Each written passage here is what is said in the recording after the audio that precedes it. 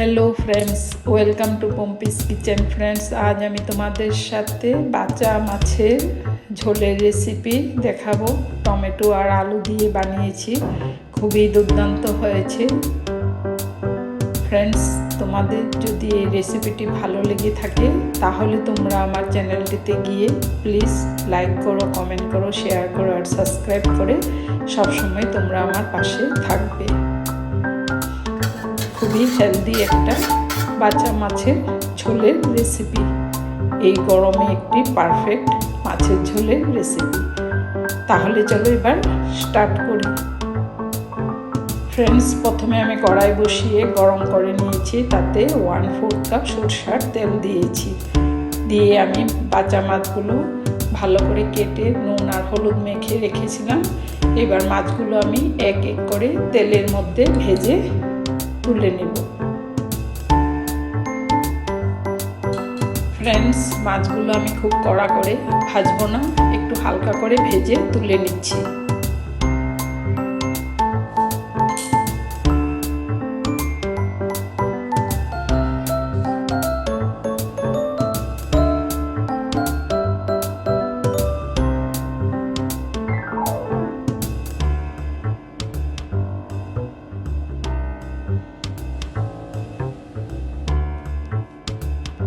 Friends, আমার মাছগুলো ভাজা হয়ে গেছে।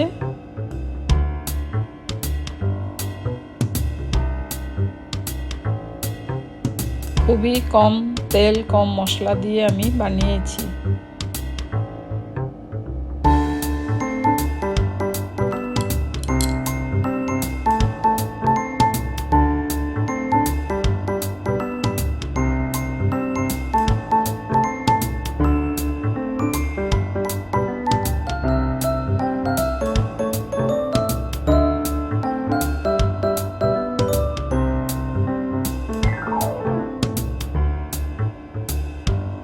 ফ্রেন্ডস, এবার আমি কড়াইয়ের মধ্যে আর অল্প সরষের তেল দিয়েছি।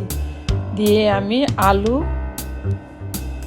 আর টমেটোগুলো কেটে রেখেছিলাম, এগুলো দিয়ে দিয়েছি। দিয়ে আমি এবার সামান্য কয়েকটি কাঁচা লঙ্কা কুচি করে কেটে দিয়ে দিয়েছি।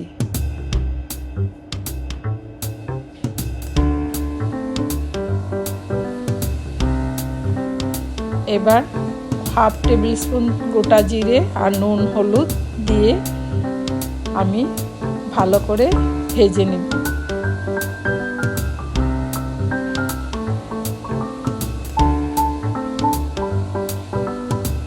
মশলাটা খুব ভালো করে ভাজতে হবে। ফ্রেন্ডস, আমি 1 টেবিল স্পুন ধনে গুঁড়ো দিয়েছি।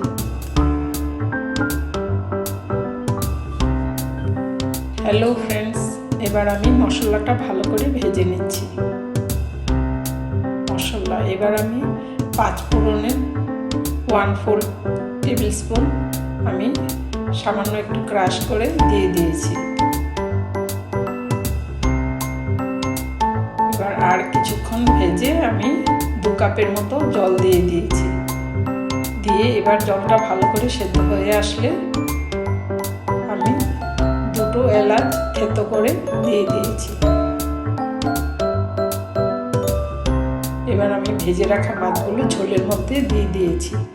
ফ্রেন্ডস, আমি এই রেসিপিতে পেঁয়াজ রসুন কিছুই ব্যবহার করিনি, কিন্তু এই গরমে এরকম একটি মাছের ঝোল থাকলে আর অন্য কিছু দরকার হবে না ভাতের সাথে। ফ্রেন্ডস, এবার আমি 5 থেকে 7 মিনিট ঝোলটা ভালো করে সেদ্ধ করে নেব।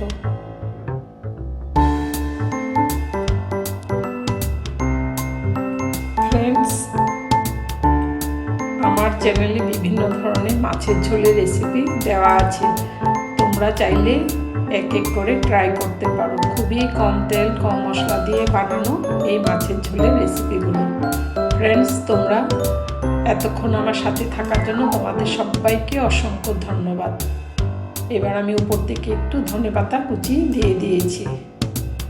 Friends, thanks for watching.